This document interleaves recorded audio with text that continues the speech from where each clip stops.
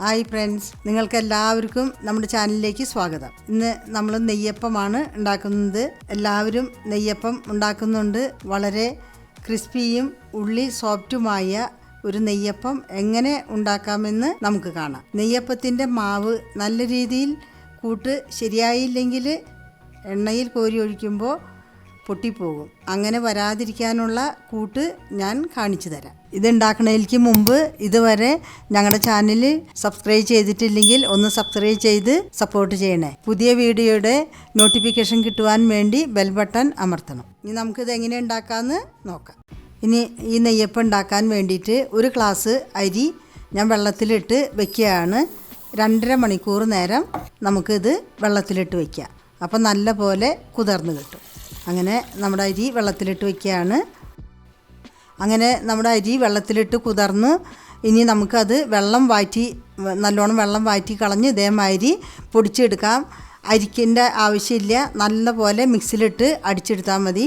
നമുക്ക് കുറേശ്ശെ ഒരു തരി പോലെ ഉണ്ടായിരിക്കണം നെയ്യപ്പത്തിന്. അത് കാരണം ഇതേമാതിരി പൊടിച്ചെടുക്കണം. ഈ നമ്മുടെ അരി പൊടിച്ച് വെച്ചതിലേക്ക് നമ്മൾ ഒരു 1/2 കപ്പ് മൈദയാണ് ഇട്ട് കൊടുക്കുന്നത്. ഒരു ഗ്ലാസ് അരിക്ക് 1/2 കപ്പ് മൈദ. ഇനി നമുക്കതിലേക്ക് കുറച്ച് കറുത്ത എള്ള് ഇട്ട് കൊടുക്കാം.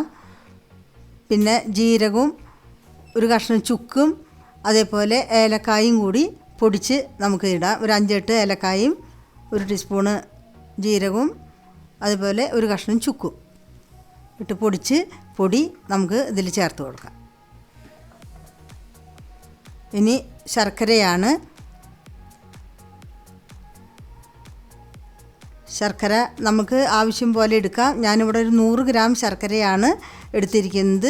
നമ്മുടെ മധുരത്തിൻ്റെ അനുസരിച്ച് നിങ്ങൾക്ക് ശർക്കര എടുക്കാവുന്നതാണ്.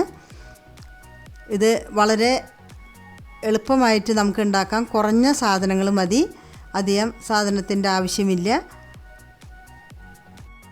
ഇതേമാതിരി നമുക്ക് കലക്കി നല്ല പോലെ ഇതേമാതിരി കലക്കി, ഞാൻ ഈ കലക്കുന്ന പരുവത്തിൽ ആയിരിക്കണം.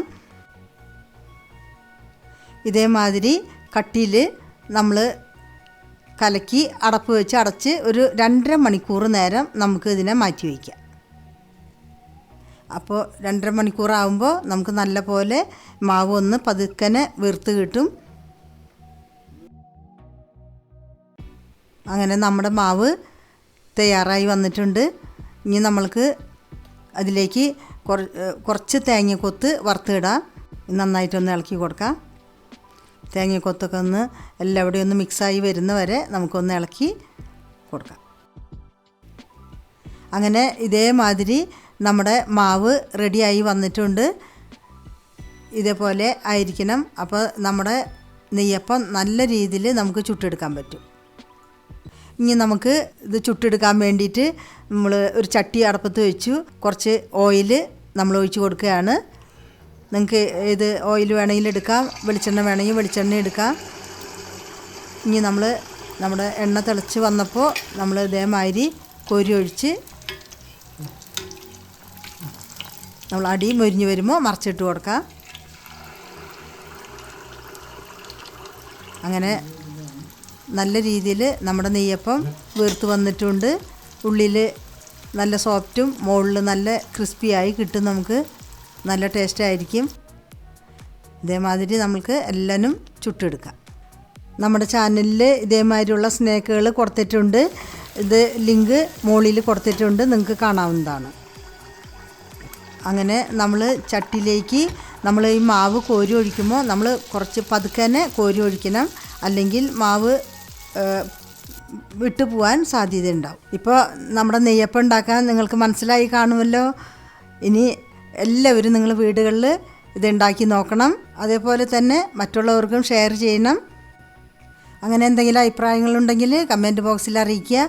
ഇനി അടുത്തൊരു വീഡിയോയുമായി നമുക്ക് വീണ്ടും കാണാം. അതുവരയ്ക്ക് ബൈ.